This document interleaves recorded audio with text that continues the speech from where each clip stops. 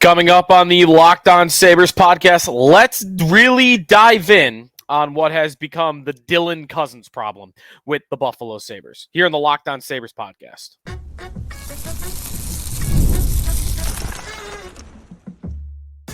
Your Locked On Sabres, your daily podcast on the Buffalo Sabres. Part of the Locked On Podcast Network, your team every day.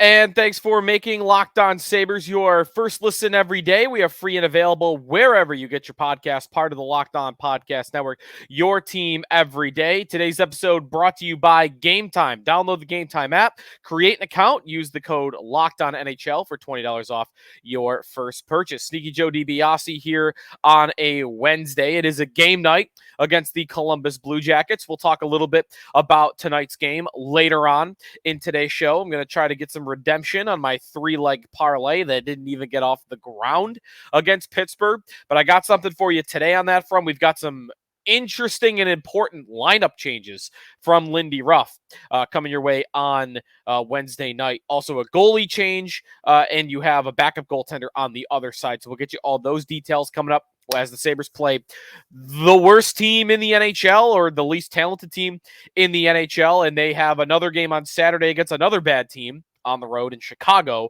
So 1-3-1, but a really strong opportunity to get a couple of wins together here against two bad teams. And that starts tonight against Columbus. So that's coming up a little bit later on today's show. Going to get to a lot of stuff on Dylan Cozens on today's show. Went through some of the numbers, went through some of his charts, some of his maps that kind of show where he gets shots from, where he has scored goals from in the past. I looked at NHL Edge's website with all the player tracking, and is he going slower? Is there a speed element that's a little bit different?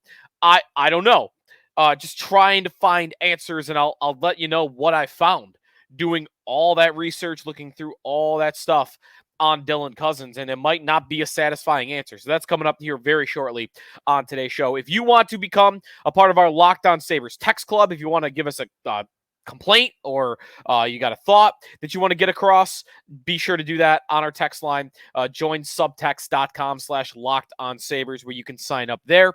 And we also give you news updates, practice updates, a lot of game chatter as well. So breaking news text service, plus some chatter back and forth on our Locked On Sabres text club. All right, Dylan Cozens. So last night we talked about it on the show. I ranted about it, and I thought that was deserved. A lot of fans did. A lot of listeners did. Very upset by the loss to the Pittsburgh Penguins, the way it unfolded, the way it went down. All right, it's Wednesday.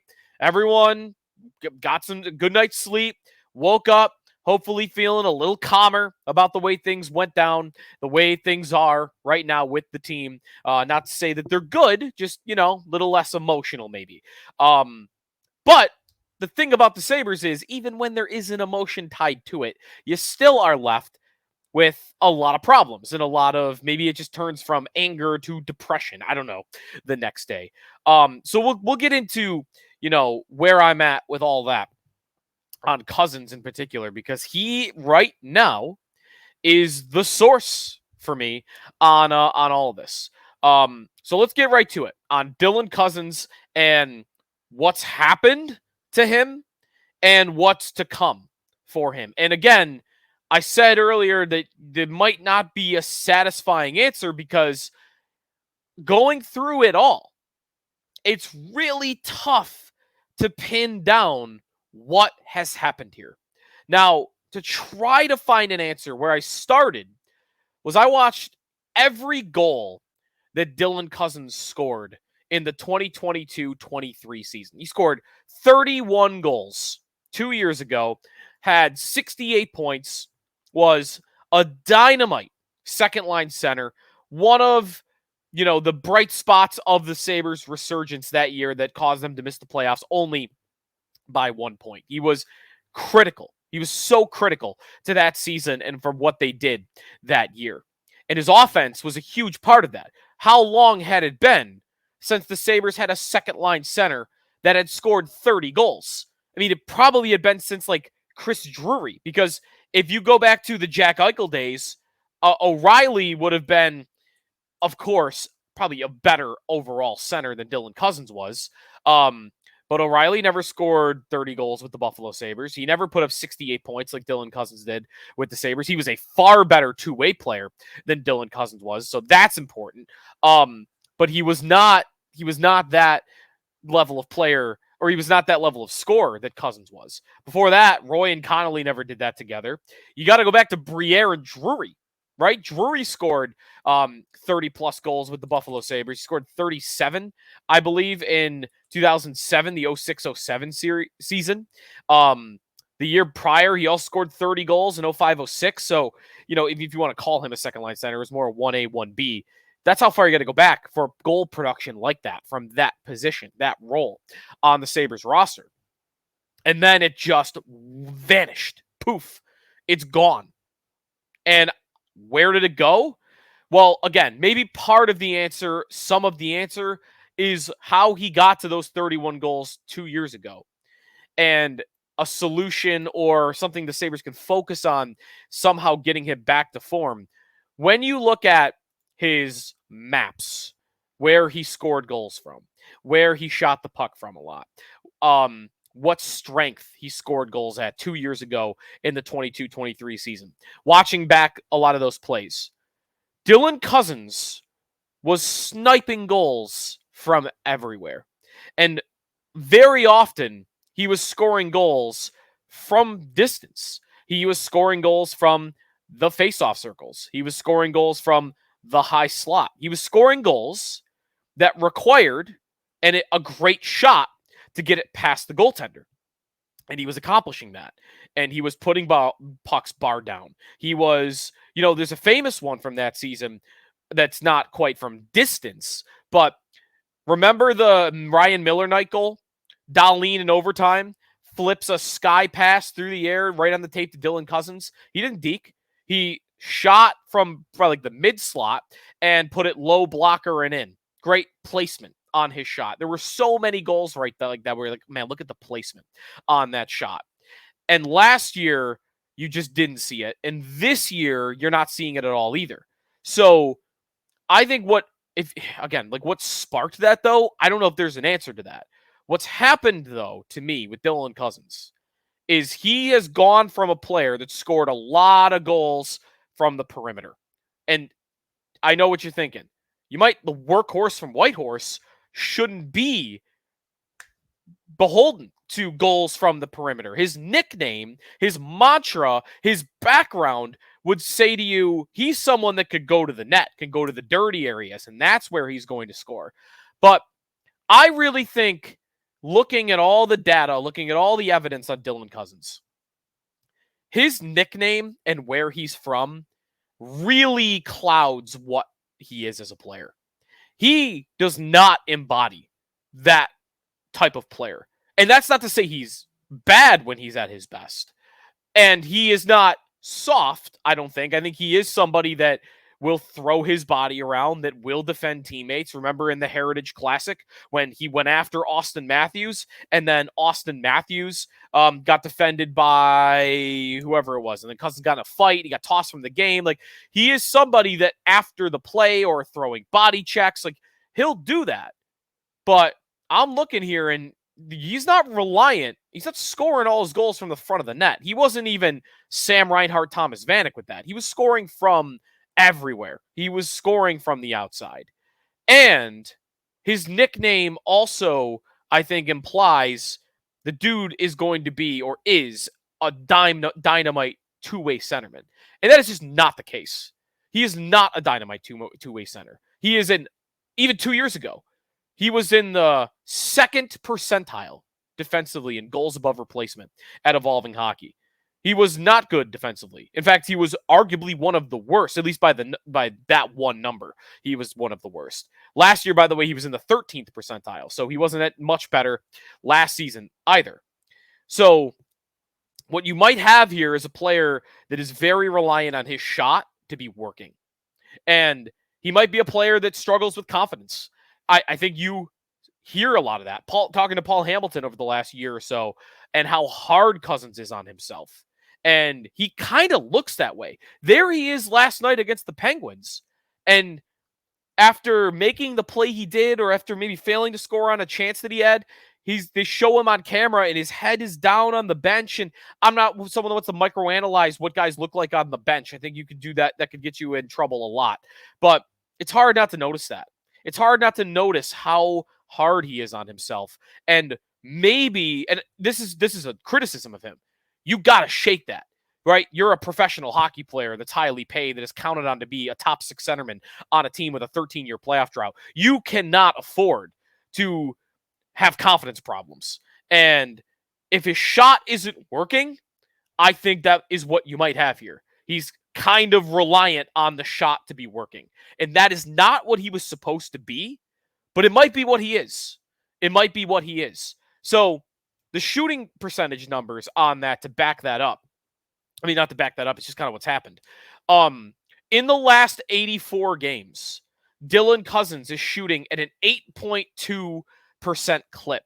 In the previous 79 games, which is the season 2 years ago where he scored 31, he was shooting at 14.7%. He went from 14.7 to 8.2 in the last 84 games, which is this beginning of the season combined with last year.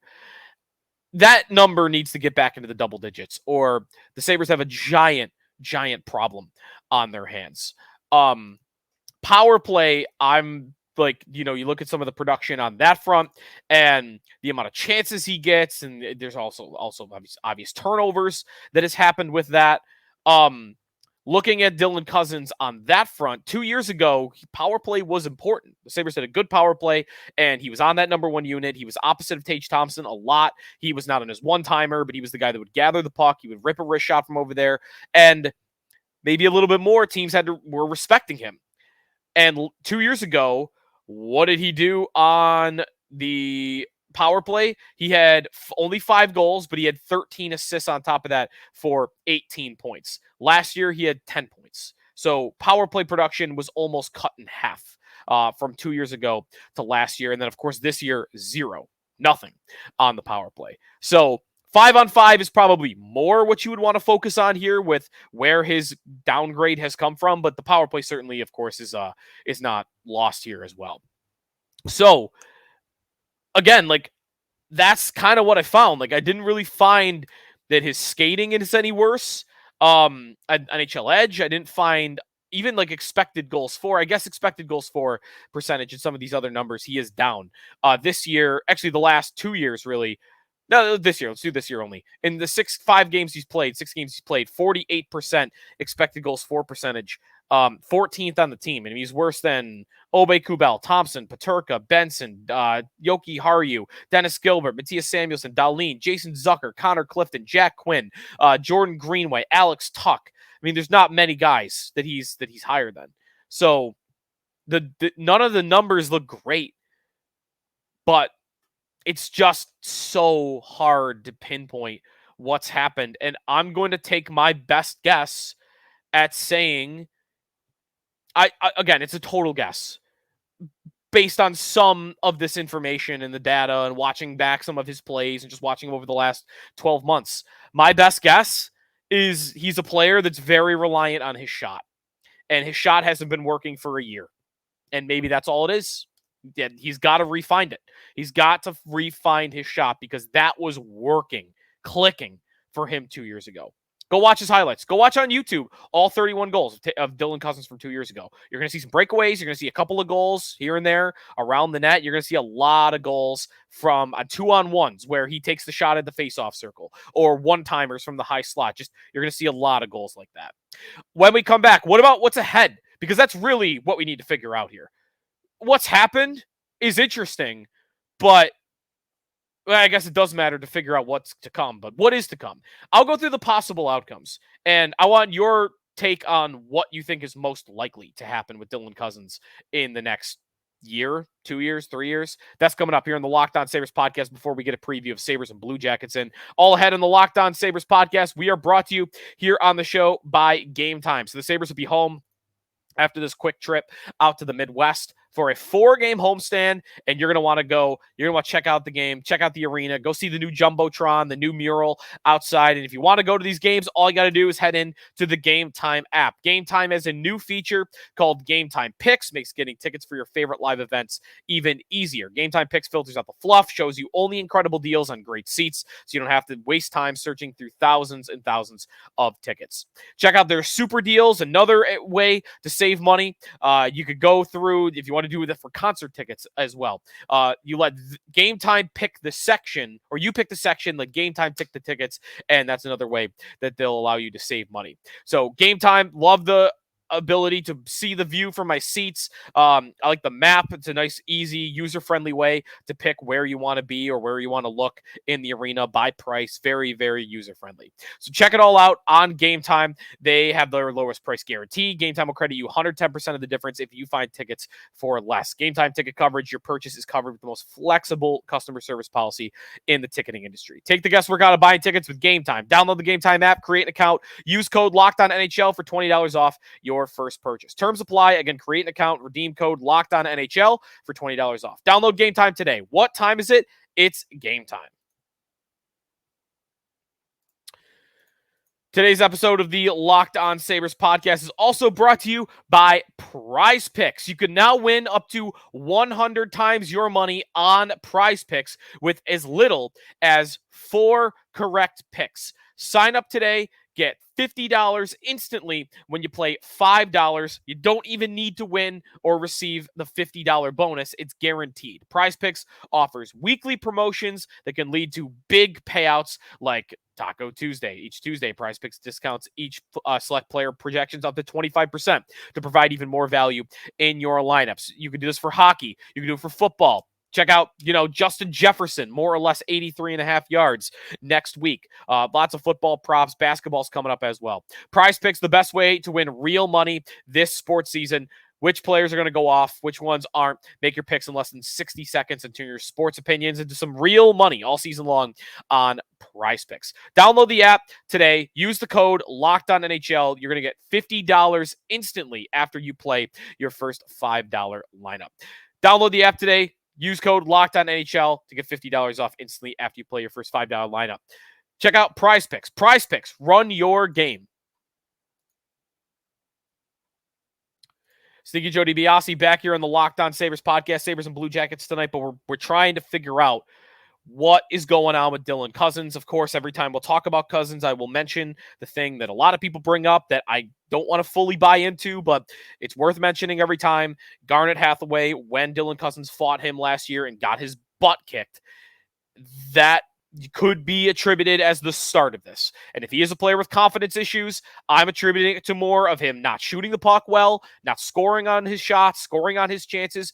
It could also be, if it's a confidence problem, it could even just be both added in, that he got it handed to him by a bigger dude, a veteran dude last year at the beginning of the season, and it hasn't looked right ever since. So what to do? What's going to happen with Dylan Cozens? Because this is scary. This is a scary situation for the Sabres and their build. They really invested in Dylan Cozens. And not even just in the contract. But that's what a huge part of it. Dylan Cozens is in year 2 of a 7-year contract that pays him $7.1 million per year. And he is 23 years old. So he's still very young, but $7.1 million per year. And he's under contract till 2030. He's not going anywhere. And I saw a couple of people on Twitter ask about, and on our text group, like, what would you get for him in a trade right now? And my answer is, I don't think you'd get anything in a trade for Dylan Cozens. I don't think you could trade Dylan Cozens. Who is going to want that contract? Who's going to want it? Who's going to want to sign up for 6 years of a player that looks lost right now? Doesn't look like he has a clue. And had one great year. You could point to Tage Thompson. And Tage Thompson, once in a while, will get referred to as like a one-year wonder. That 47-goal, 47-assist season was a fluke. You could say that to that level it was a fluke. But Tage Thompson has had now Even last year, while he was injured, he had a built-in excuse too. And he fell short of expectation. He still scored 29 goals. He has had 3 years of producing as a top 6 centerman. Again, you want him to be your number 1 center, so Thompson being a number 2 level center is not necessarily meeting expectation. But hear me out. For 3 years now, and you can even count this year because he's got 3 goals in 5 games, this is going into a 4th year where Tage Thompson looks like a legitimate top 6 center. And while you could say, and it's right, his expectation is a number 1 center, he's paid the same as Dylan Cozens. They both make $7.1 million per year. It's like a $40,000 difference. They're paid the same. Thompson's done it 3 times. Cozens done it once. Thompson's earned his salary 3 times. Cozens has earned his salary 1 time. 31 goals, 37 assists, 68 points. Year before that, 38 points. Year 2 wasn't this for him. Year 4 wasn't this for him last year. And year 5 certainly is not starting out this way for him. So that's my worry is that he's the one that had the fluke season where scoring was up and the Sabres had a style that breeded scoring, take your chances, play up and down the ice, play fast, take your spaces, and Cozens put up big points. My fear is that he's not capable of playing in another system, that he's not capable of playing in another style. And again, workhorse from Whitehorse, where he's from, UConn, implies that he could play other styles and a style that Lindy Ruff wants to play, but I'm just not sure. I wonder right now if Dylan Cozens was more reliant on the Don Granato system than any other Buffalo Sabre. Right now, I think you have to say that. He was the most reliant on it until he proves otherwise. Last year, they wanted to play a more defensive style. They wanted to shut things down a little bit more, play a little less open, play a little less free, and he played like trash, to be frank. 18 goals with a bunch at the end on a $7.1 million contract. Did not meet expectation. Trash might be a little strong, but he did not play well. Then this year, they're starting out with a harder style, more responsible. Still want to open it up a little bit, but focus on the two-way game. And through 5 games, doesn't look good at all. Doesn't look good at all. So maybe Cozens was a little fluky, but you don't want to declare that yet. I'm not going to declare that yet because he's still very young and it's so early in this season. I am going to actually not retract, but retract, I guess, what I might have said last night after the Sabre Penguin game, which was, I think you have to start looking at him playing the wing. I think he might be better on the wing, but you can't do it. The Sabres can't do it. They cannot put Dylan Cozens on the wing because they have to make it work for him. They have to make it work for him because what I was getting to earlier about how one part of the investment in him is the contract. The second part of it is they don't have a plan B anymore because they trusted him to be the number 2 center. They traded Casey Middlestad away. He was their insurance policy.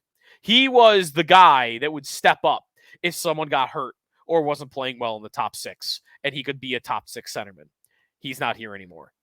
There's no more plan B. If Cozens can't do it, they're in huge trouble. It's a domino effect because McLeod will then be playing at a higher spot than he should, or Krebs will be playing at a higher spot than he should, or someone's going to have to play out of position. You're going to get more problems right now if you do it right now, moving him to the wing.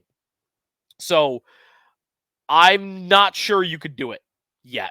You have to find a way to make it work for him at center. Try it with different line mates. He's going to have a different line mate tonight. We'll get to that when we come back. But where I'm at on top Cozens is this year, you have to make it work with him at center. If that doesn't work, you make a different plan this coming off season. You move him to the wing. You're not trading him. And you have to pray he's not a bottom 6 guy that's overpaid for the next 6 years. That he's not, I'm not going to say Zemgus Girgens's 2.0 because I don't think he's that. But you have to hope that's not going to be an anchor of a contract. So that's where I'm at with Cozens. The overall, my big takeaway, looking at all the numbers and looking at all the evidence in the last 12 hours since that horrible game he had against the Penguins, my biggest takeaway is I am worried he was more reliant on the Granato system than any other Buffalo Sabre. When we come back, who is Cozens' new line mate going to be tonight, and who's coming out of the lineup? A big name, healthy scratch. Sabres and Blue Jackets will preview it next. I got my parlay coming up here on the Locked On Sabres podcast. My parlay, when we get to it, is going to be odds courtesy, of course, of FanDuel Sportsbook. They've got a lot up for tonight's game. They got the money line, the puck line. They got anytime goal bets. They've got some goalie props, which I like to go in on. I love goalie props, even though it did not work for me with this Tristan Jari bet last night. Check it all out at FanDuel Sportsbook. It's not just hockey, football season.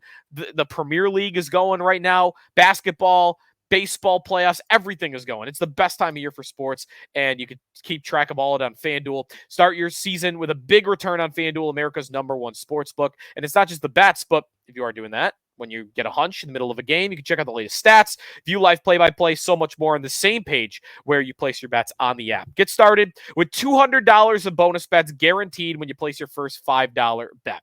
That's FanDuel.com for FanDuel, America's #1 sportsbook.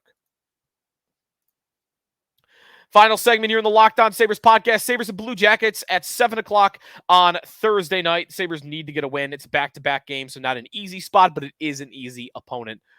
The Blue Jackets, of course, their whole year, rightfully so, is a memorial to Johnny Gaudreau. Saw pictures of the Sabres media going up to the arena, and they've got a mural of Gaudreau on the front of Nationwide Arena. One of the most heartbreaking sports stories in as long as you can remember, him and his brother being tragically killed in an auto accident earlier in the offseason, and his wife being as strong as she's been, being out in public and kind of being the face of, like, let's, enjoy the games, right? Like, being strong enough to go on video messages or be out in front of people and, like, tell hockey fans, especially in Columbus, like in Calgary, it's okay to enjoy the games this year. You don't have to be sad every second of the season. But of course, it is a super, super sad situation. The whole Columbus area, Calgary, the Gaudreau family is dealing with couldn't be more heartbreaking. So that's, I don't know if we'll get anything ceremonially tonight. I know every game the Blue Jackets are going to have Gaudreau's jersey in the locker room. And I know they'll have recurring things that happen throughout the season. This is, I believe, their second home game of the year. Let me just triple check that real quick. Yeah, this is their second home game of the year. So they did a lot of that stuff before the Florida game earlier in the week on Tuesday. So I don't know what we're supposed to get, but we'll see. As for on the ice and the team, it's the least talented team in the league. Columbus, we'll see. They're going to be playing with their hearts. They're going to be energized all year, I think, playing for Gaudreau.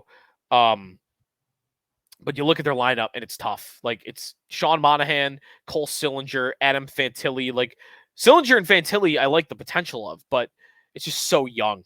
Kent Johnson also, like, it's just so young. So thin on proven veteran commodities. Defensively, I love Zach Werenski. I've always been a fan of his game. Ivan Provorov, Damon Severson. They've got three nice defensemen, but that's about it. Jack Johnson's still playing minutes on that team, is a sinkhole. And in this game, you're not going to have the starting goaltender. I don't know why Elvis Merzlikins is away from the team, but he is away from the team for a couple of days. So Danil Tarasov is going to start this game. He is a backup.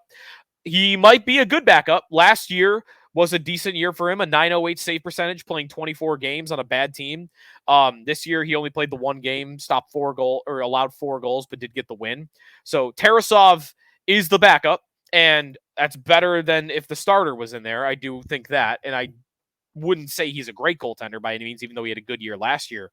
So Tarasov, we'll see what we get, but the Sabres will, I think, have an advantage in goal because Devin Levi, who will start tonight, has looked awesome so far this year. Looks dynamite, and I have no question, some question, but I don't have much question about him being able to show out night after night when he's in the net for the Buffalo Sabres. Now, the big news for the Sabres, though, for this game is the lineup. Jack Quinn's coming out. Jack Quinn is coming out. That's huge. right? Quinn, at least that's the reporting from the morning skate, is Quinn is coming out of the lineup. And that's a move, right, by Lindy Ruff. And Lindy Ruff talked about, accountability, taking away players' ice time when he came in at the start of the year, that's his way to motivate. And he's certainly doing it. He's taken out a top 6 forward of this lineup on a team that doesn't have a very strong top 6. So Quinn is coming out. One thing I saw about Jack Quinn today, credit to Aaron on Twitter at 23 Sabres, did some digging on Quinn on NHL Edge. I talked about that earlier with Cozens. It's the player tracking site the NHL has. Jack Quinn has gone from an above average skater 2 years ago to this year, he's one of the slowest in the league. 2 years ago, it's going to be a little wordy here, a lot of numbers, but here we go.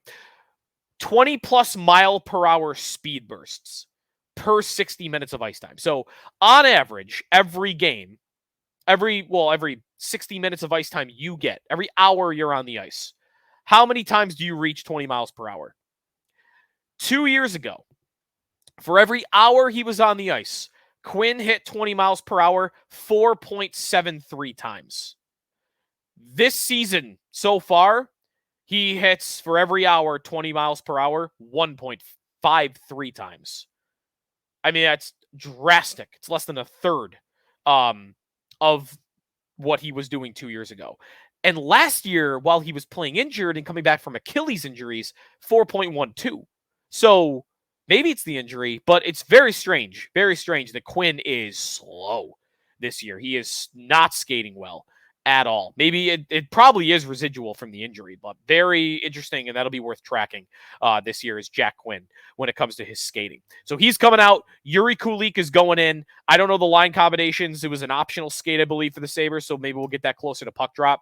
My guess would be, though, that there's going to keep things together. Kulich will go on that line with Cozens, and then Benson will be on the left. So Benson, Cozens, and Kulich would be the line is my best guess. So we'll see what we get. All right, time for my parlay, my 3-leg parlay. Trying to cash in, looking for our first of the year. We'll see. I got a good feeling about tonight. Let's start with Sabres money line. Sabres to win this game outright. Simple. Minus 144. They are favored in this game. They are the better hockey team. I think they will win this game. Second, I'm going to go JJ Peterka. He's the second favorite to score a goal in this game, but his odds should not be this long. Plus 200. If you're going to score 41 goals on a season, plus 100 should be your odds. Because that implies 50-50. And if you're scoring 50% of your games, 41 goals. So plus 200 is like a 20-goal pace for odds. And that's not JJ. JJ Peterka is better than that. He has the same odds as Alex Tuch. And we've been watching these games. Sabre fans know JJ Peterka is a more dangerous player right now than Alex Tuch. I mean, hell, last night against Pittsburgh, he had 3 breakaways. No, he had 2. He had 2 breakaways. But he had 2 breakaways, almost scored on one of them. He gets his opportunities. He is knocking on the door so often that I love him at plus 200 to score a goal in this game. And I bet you within weeks or months that his odds are going to go down. That they're going to be close to like minus, maybe plus 150, plus 125 on a more regular basis. So for now, while they're at plus 200, I'm taking it.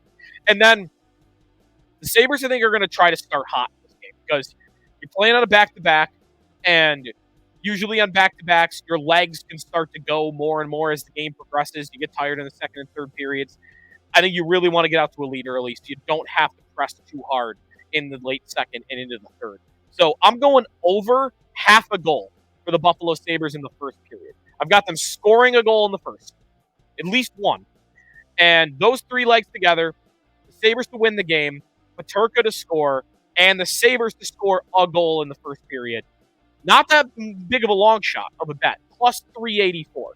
So 10 would win 38, 100 would win 380, and so on and so forth. That's my 3-leg parlay for tonight's game against the Columbus Blue Jackets after 7 o'clock. That's going to do it for me today here on the Locked On Sabres podcast. We'll talk to you after Sabres and Blue Jackets. Thanks for making Locked On Sabres your first listen every day. Be sure to check out our text line. Join subtext.com/LockedOnSabres if you want to sign up. Check out our YouTube page. If you want to watch the show, you can do that there. And, of course, if you want to check out some Bills content on Amari Cooper, Locked On Bills with Joe Marino, or Locked On Fantasy Hockey. I got some good starts so far from Jack Eichel. Sorry to say he's on my fantasy hockey team. But if you want the fantasy hockey tips, check out Locked On Fantasy Hockey with Steele and Flip. Find Locked On Fantasy Hockey on YouTube or wherever you get your podcasts.